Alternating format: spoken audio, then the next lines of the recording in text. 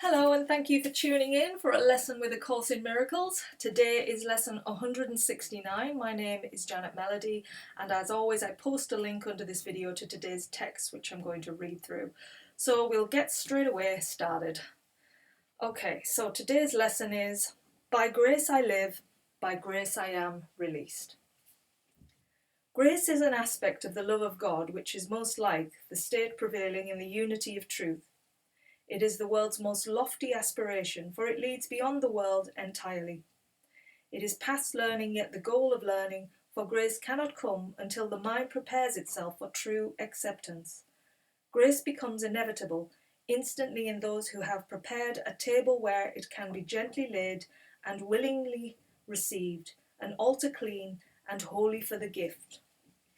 So yes, grace cannot be learned. We can't learn about grace. What we do is we clean the mind, we empty it of all the ego thoughts, and in that open space we allow then grace to come in. Because grace is basically that unconditional love, and it is sort of experienced. It's not learned. We do the learning by opening ourselves up to it so that then it can come in. So that's what we're asked to do here.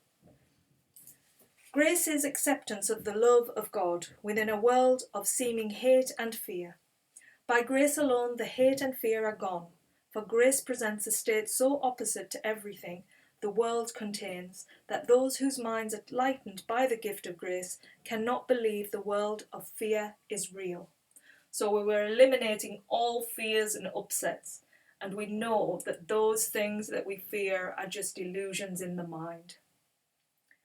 Grace is not learned. The final step must go beyond all learning. Grace is not the goal this course aspires to attain. Yet we prepare for grace in that an open mind can hear the call to waken. It is not shut tight against God's voice.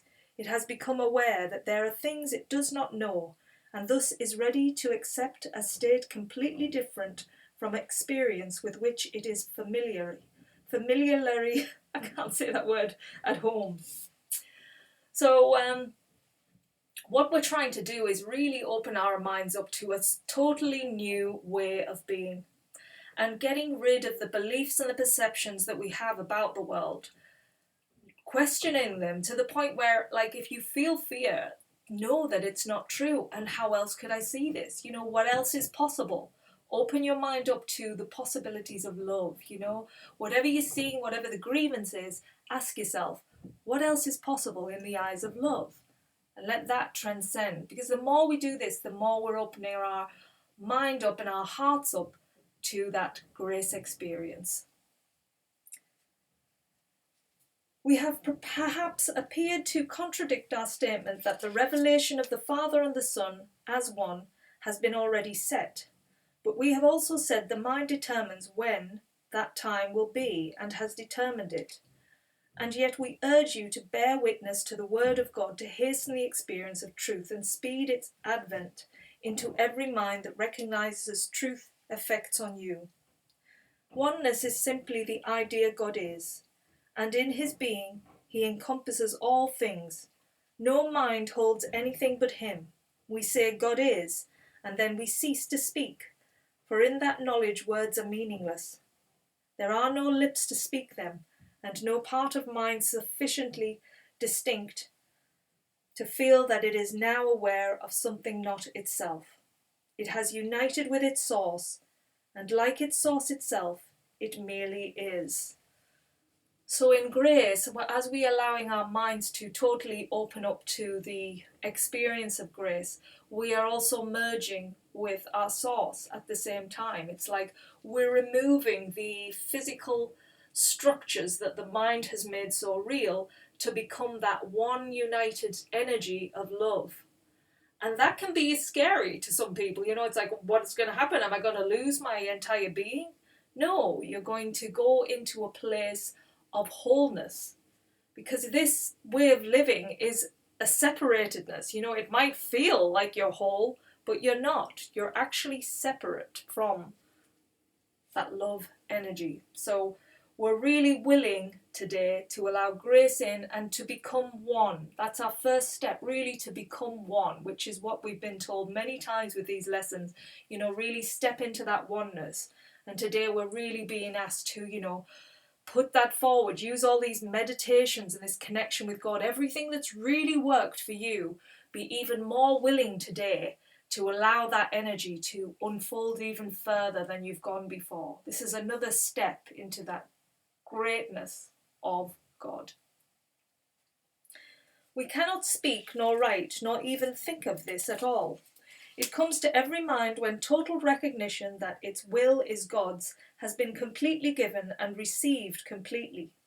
It returns the mind into the endless present, where the past and future cannot be conceived. It lies beyond salvation, past all thought of time, forgiveness, and the holy face of Christ. The Son of God has merely disappeared into his Father, as his Father has in him.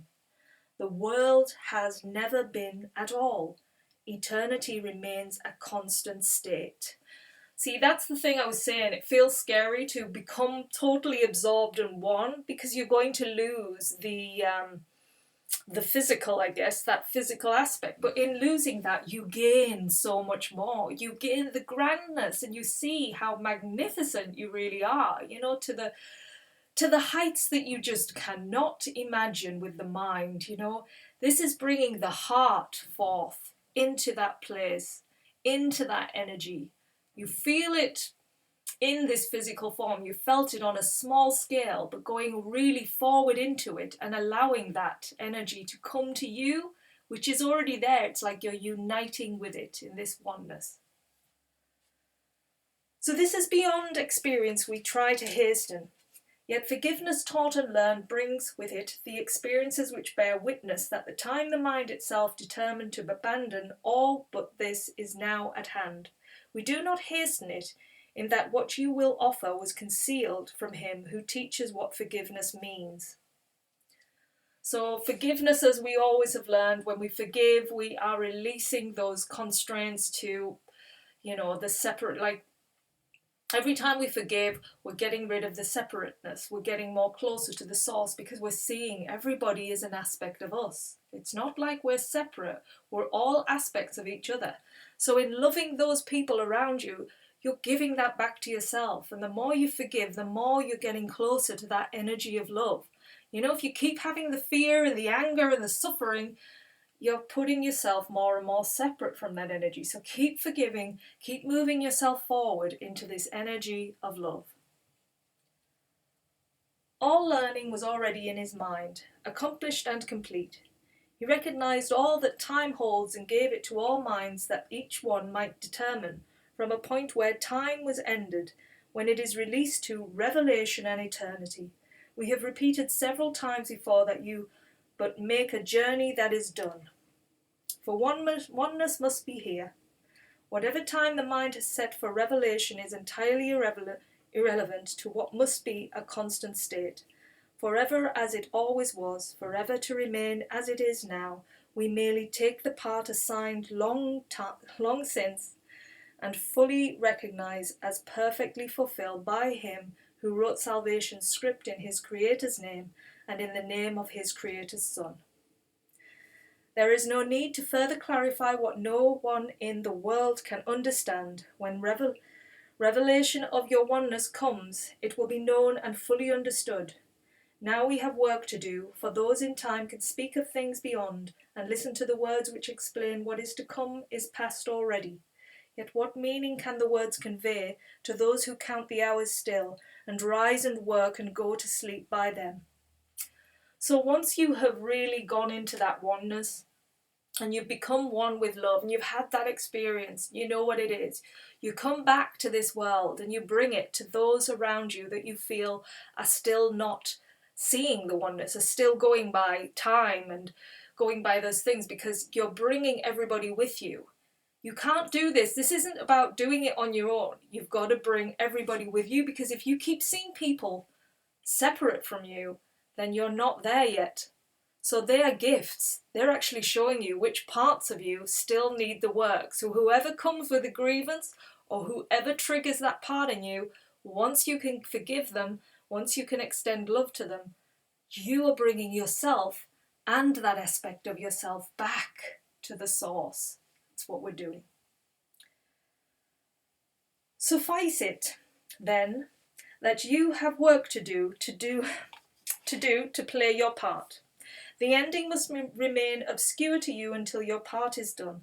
It does not matter, for your part is still what all the rest depends on. As you take the role assigned to you, salvation comes a little nearer each uncertain heart that does not beat as yet in tune with God. Forgiveness is the central theme that runs throughout the salvation, holding all its parts in meaningful relationship. The course it runs directed and its outcome sure.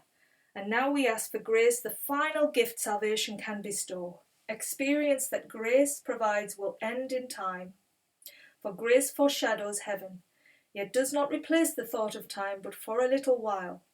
The interval suffices. It is here that miracles are laid to be returned by you from holy instance you receive. Through grace in your experience, to all who see the light that lingers in your face. What is the face of Christ but this, but his, who went a moment into timelessness and brought a clear reflection of the unity he felt an instant back to bless the world? How could you finally attain to it forever, while a part of you remains outside, knowing, unawakened, and in need of you as witness to the truth?